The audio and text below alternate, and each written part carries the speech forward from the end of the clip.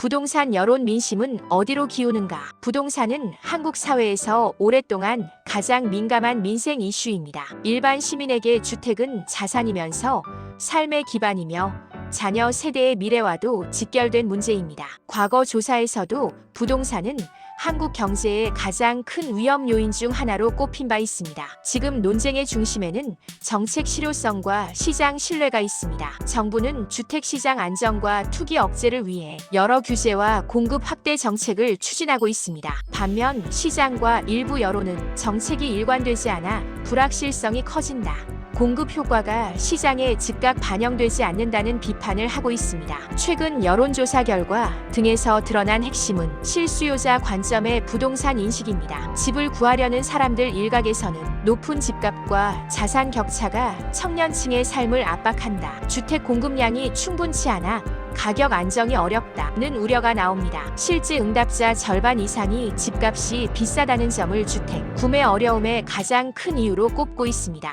특히 무주택자와 저소득층에게는 집값이 단순한 경제 문제가 아니라 삶의 기반을 흔드는 현실적 고통입니다. 정부가 부동산 문제를 핵심 민생 과제로 계속 언급하며 의지를 표명했지만 평가가 엇갈립니다. 일부 여론조사에서는 부동산 정책에 대해 긍정적으로 본다는 응답이 부정평가를 상회하는 결과도 있었습니다. 특히 수도권 지역에서 정부 정책을 긍정적으로 보는 경우가 많았습니다. 반면 시장 기대와 실제 결과가 일치하지 않는다는 지적도 흔합니다.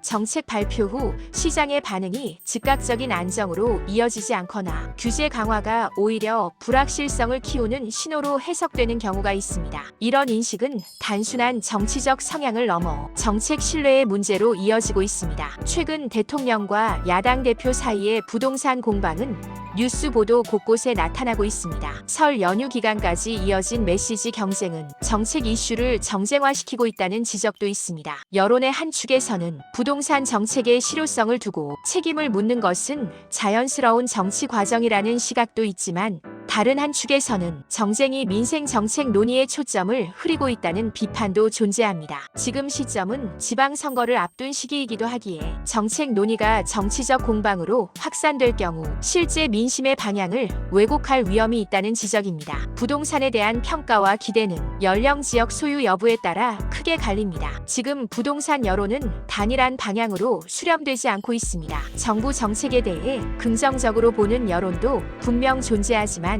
시장 불확실성과 실질적 생활 부담은 여전히 강한 우려 요소로 남아 있습니다.